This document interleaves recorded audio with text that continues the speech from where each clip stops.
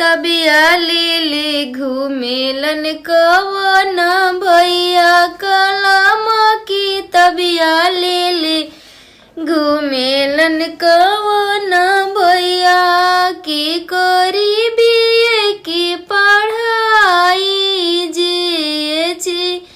के करी बीए की पढ़ाई जे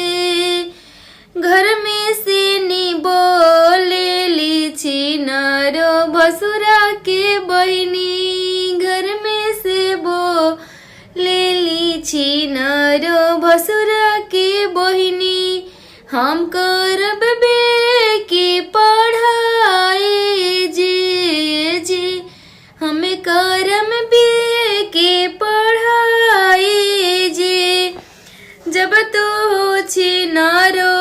पढ़बू पढ़ाई जब तू छिनारो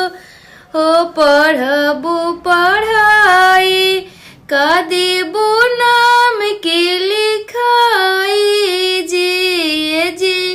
का देबू पास के कराई जे अरे का देबू पास के कराई जे